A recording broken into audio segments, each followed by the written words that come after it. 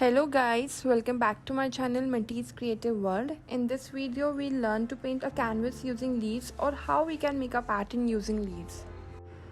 I'm taking these leaves which are fallen from the tree. Then I washed these leaves in a container.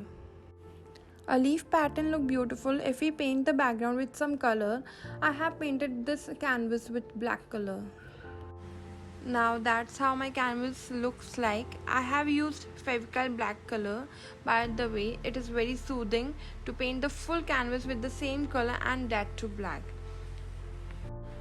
I wanted to make the leaf pattern with the green color.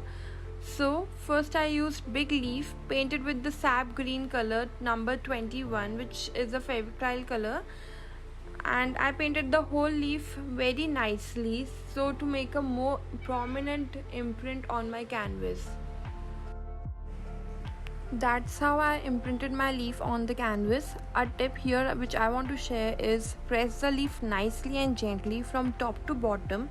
It will make the pattern of the whole leaf very nicely on the canvas.